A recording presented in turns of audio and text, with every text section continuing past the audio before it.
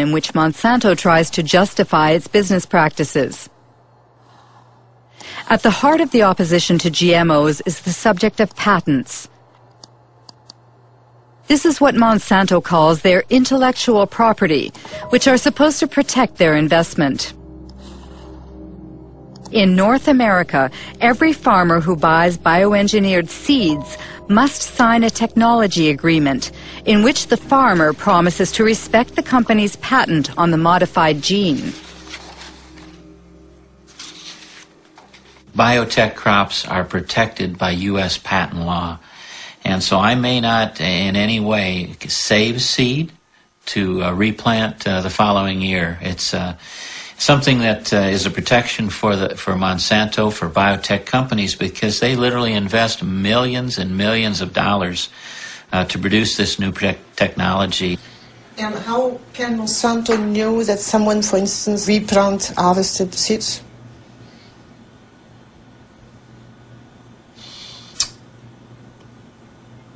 I'm not sure how to answer that.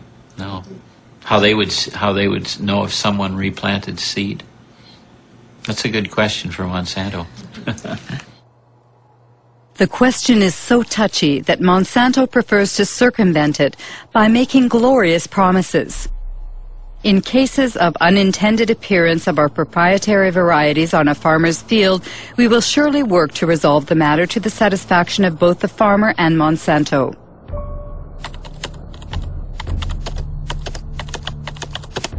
The reality seems much less idyllic.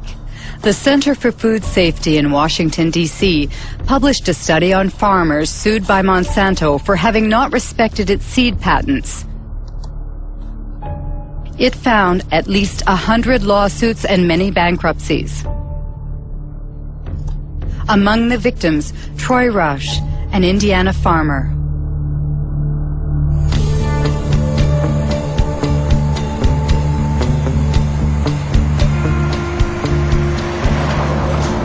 Our story starts back in 1999. A gentleman, and I use that term loosely, showed up at my mother and father's farm, and he claimed to be a private investigator hired by Monsanto. And he was out investigating farmers saving their own seed, and asked us, he'd come right out and ask us if we'd saved their seed. And we told him no, we had not, and offered up our herbicide purchases and seed purchases, all the receipts and everything. Told him where everything was purchased so he could go check it out for himself. He declined that offer. And what occurred is then they sued us. Monsanto filed a lawsuit against myself, my father, and my two brothers. And Monsanto presented us with documents that they claimed were samples taken from our farms. To obtain those samples, Monsanto had to have trespassed upon our land without our permission and stole those samples. That year, I recall we had 492 acres of Roundup Ready soybeans, and they were grown under contract for a company for seed.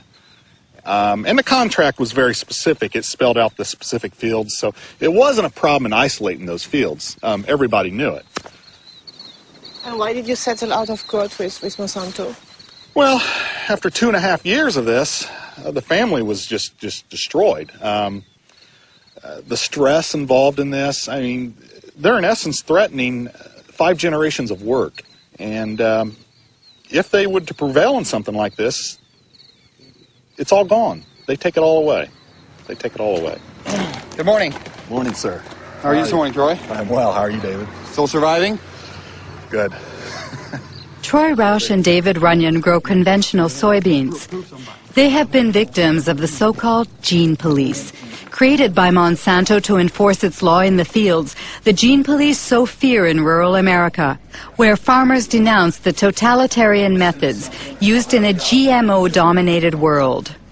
I have some pictures here for you, Troy, I'd like you to look at. Okay. Here's what I have done, Troy, to help prevent re-entry on my farm of anyone coming onto my farm. It was in July of 2003. And they came, it was the latter part of July, they came to my house. It was like 7 p.m. Who came? Monsanto employees.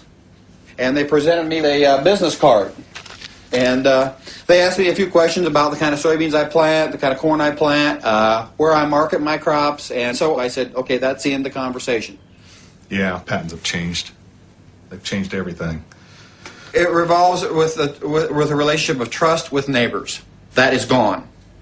Myself, I probably only have 2 farmers that I talk to that are close to me. Is everybody afraid, the farmers? Of course they're afraid. You can't defend yourself against these people. They've created a little industry that serves no other purpose than to wreck farmers' lives. Of course they're afraid. Does it mean that you're afraid, for instance, that a neighbor can snitch on you? Yes. Yes? Yeah. Yes. All you have to do is Dial 1-800. dial 1-800 Monsanto. Or no, I'm sorry, 1-800 Roundup. I remember encouraging farmers to call this toll-free number and turn their neighbor in. And why does Monsanto do that? Well, the reason they do it is control. Seeds? Yeah.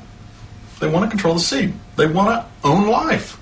I mean, this is the building blocks of food we're talking about. They are in the process of owning food. All food.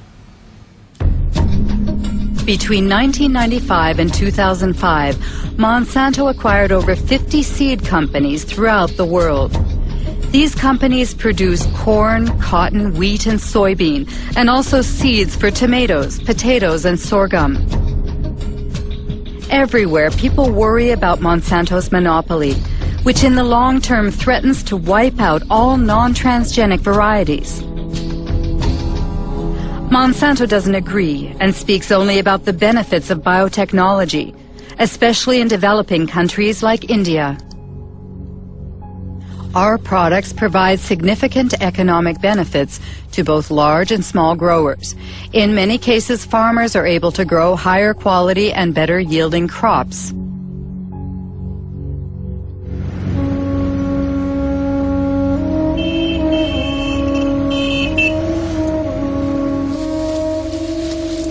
India is the world's 3rd largest cotton producer.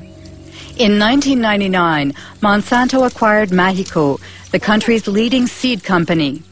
2 years later, the Indian government authorized the sale of BT cotton under the brand name Bolgard.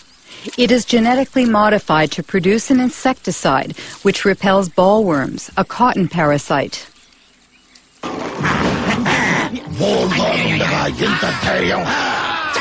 బోల్గాడ్తో రాత్రి పగలు రక్షణ చూసారా బోల్గాడ్ శక్తి యొక్క వాగ్దానం spray తక్కువ లాభం ఎక్కువ బోల్గాడ్ ప్రతి విత్తనాలు కాయదొలుచు పురుగులతో పోరాడే శక్తి. Since 2001, Kiran Sakari and Abdul Gayam have been closely following the transgenic cotton grown by small farmers in the Warangal district.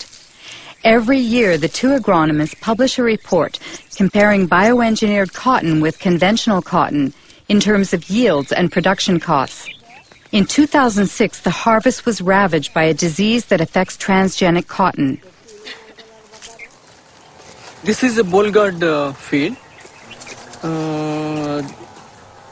We can see some of the rhizoctonia affected plants. You see, if you remove the bark of a healthy plant, it won't be like this, like threads. See, it's a classic example of rhizoctonia infestation. The farmers, they have never seen that. And when we were doing our study from 2001, we have noted this disease on very few samples in the BT cotton only. And as the time passed, the spread was seen more and more in the BT fields as well as some non-BT fields also. But I personally feel that there may be some interaction, undesirable interaction between the host plant where the gene was introduced and the gene which is carrying the BT. And that has introduced the weakness in the plant to not to resist this rhizoctonia. I have seen the